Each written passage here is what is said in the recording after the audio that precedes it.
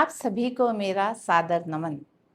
साथियों, हमारे धर्म ग्रंथ केवल कहानियां ही नहीं हैं, बल्कि मनुष्य के मन के भीतर निरंतर चलने वाले युद्ध के दर्पण हैं।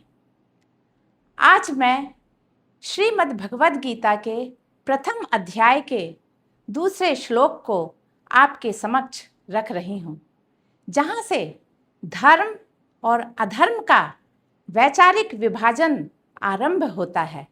श्लोक है, दृष्ट्वा तु पांडवा नीकम व्यूढ़म दुर्योधनस्तदा आचार्य मुपसंगम्य राजा वचनम ब्रवीत।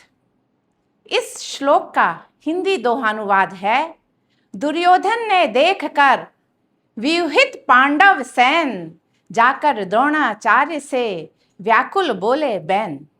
साथियों, समस्त गीता का हिंदी दोहानुवाद मेरे पिताश्री द्वारा किया गया है। मेरे पिताश्री मध्य प्रदेश सरकार में प्रख्यात सर्जन थे, साथ ही साथ वे भारतीय वाङ्मय के प्रबुद्ध जानकार भी थे। उपरोक्त श्लोक दुर्योधन की भय केंद्रित मानसिकता का प्रतीक है। दुर्योधन राजा होकर भी अपनी सेना नहीं, बल्कि पांडवों की सेना की व्यूह रचना देखकर विचलित हो जाता है। वह दौड़कर आचार्य द्रोण के पास जाता है, जो कि उसकी भय, अहंकार और असुरक्षा का प्रमाण है।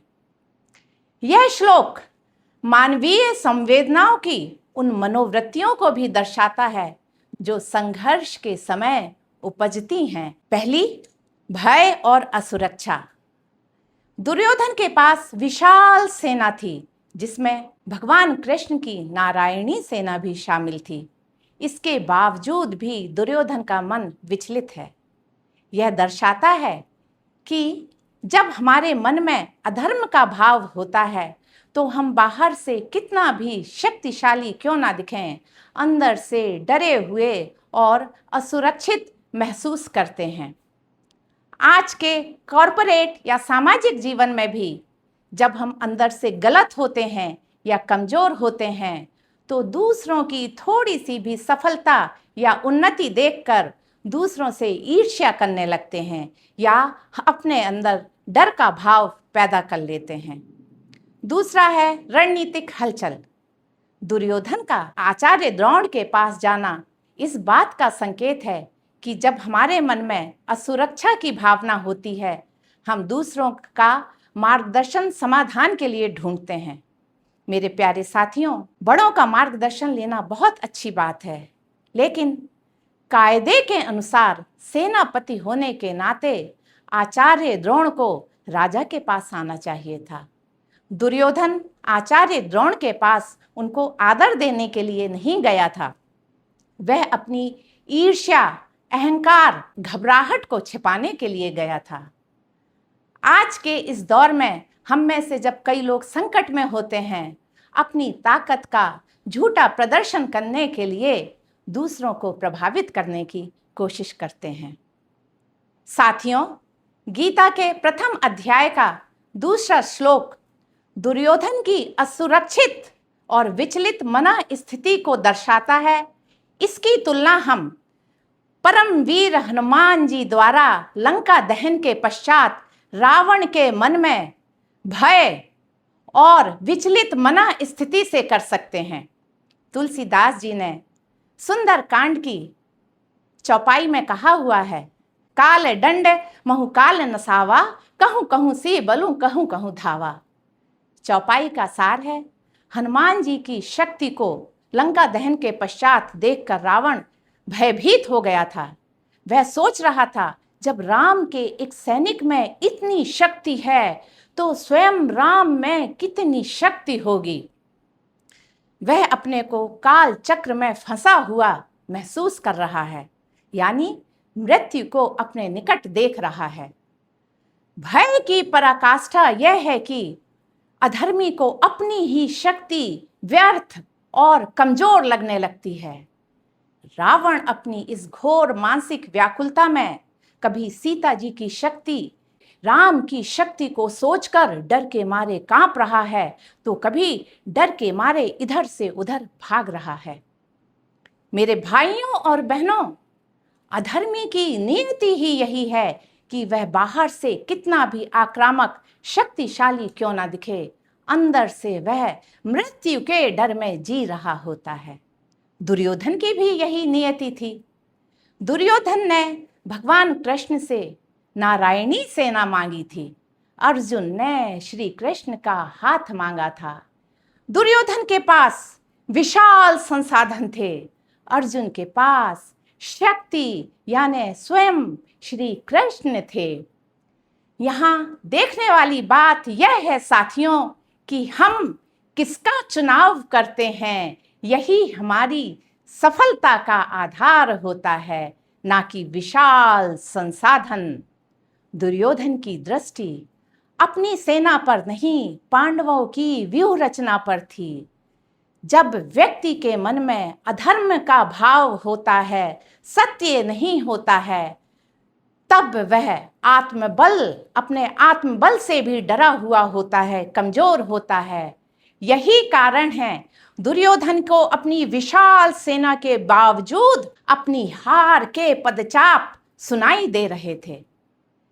दुर्योधन की इस मनोदशा की तुलना हम रावण की मनोदशा कर सकते हैं। रावण भी लंकापति था, ईर्ष्या, अहंकार, अधर्म में जीता था। तुलसीदास जी ने उत्तरकांड की चौपाई में कहा है, पर संपदा देखी न जाई, जरहि सदा ते पापी पराई। साथियों, इस चौपाई का जीवन दर्शन यह है कि अधर्मी, दुष्ट, अहंकारी व्यक्ति का प्रमुख लक्षण ईर्ष्या होता है। वह दूसरों से सदैव जलता है और इस तरह से अपने मन को हमेशा दुखी रखता है। साथियों, अशांति ही अधर्मी मनुष्य का सबसे बड़ा लक्षण है।